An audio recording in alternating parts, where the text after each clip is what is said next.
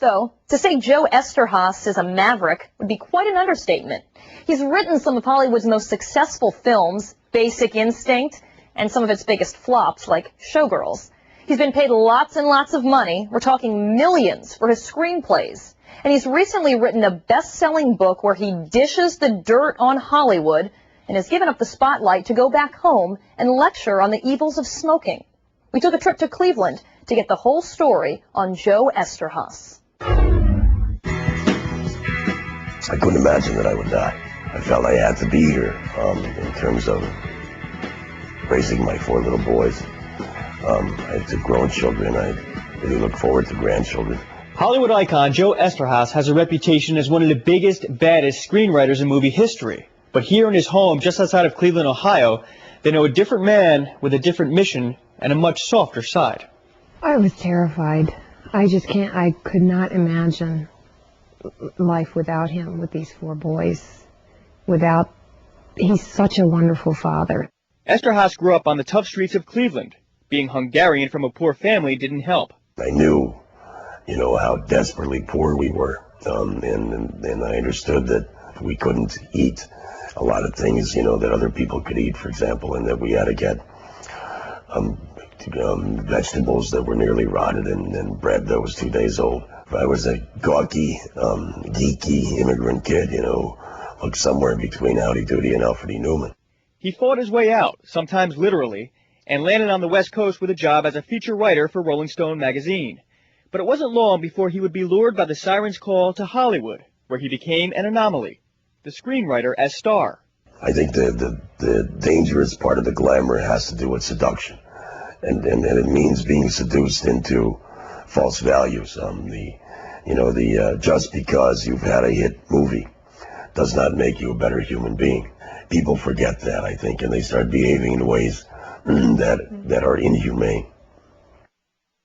I was a chain smoker, and not only was I a chain smoker, but worse, I think I glamorized smoking in most of my movies. I told you I quit. What are you going to do?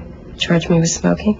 The fact that this guy who did that gets throat cancer and almost dies and maims himself, there's a certain poetic justice in that, I think. He's unusual because there were many things he had to accomplish, not just taking the medicines that he was supposed to take, but he had to fight the demons of his own addiction.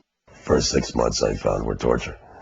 I felt an intense restlessness all the time, almost as though my nerve endings were going off. And it was a combination of the booze and the cigarettes. I was so addicted to both.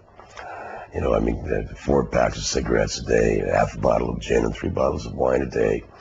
And then I took one habit beginning at 14, the other at age 12. They were both absolutely of my essence. What changed your life more? Was it the throat cancer? Was it meeting NAOMI? Certainly NAOMI had a huge effect on me. When I toasted her at our wedding, I said, my toast exactly was that I'd been a loner all of my life. And for the first time, I don't feel that anymore. I adore Joe, and he adores me. I think in relationships, sometimes, someone told me once, one person always loves more than the other. And I think we love each other equally, unconditionally. Nothing can pull that apart. Did you ever feel insecure and say, God, Joe's not drinking anymore, he's not smoking anymore, maybe he's going to see my faults? Will he still like me? Of course I did, because that was so much a part of who he was. The years rolled slowly past, and I found myself alone. Hearing Joe's story, I told him it reminded me of Bob Seger's hit song, Against the Wind, about a man who lives by the code of rock and roll, only to discover it's not all that it's cracked up to be. I think it's an interesting analogy. I respect the man, and he's just another Midwestern boy who decided to go home. Home now for Joe is in a Cleveland suburb, far away from the gilded cages of Hollywood's rich and famous.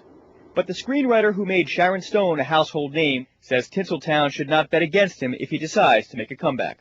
I consider myself a young guy. I love writing again. I am free of being chained to the cigarettes and to the alcohol while I'm writing. So let the world beware. I'm not done. Hello, my name is Joe Eszterhas. I'm a screenwriter. I've always glamorized smoking in my movies. I used to think smoking was so cool that I got throat cancer. Maybe that's my punishment. Please, don't let Hollywood sucker you into smoking. Please, don't let people like me kill you. Please, don't smoke.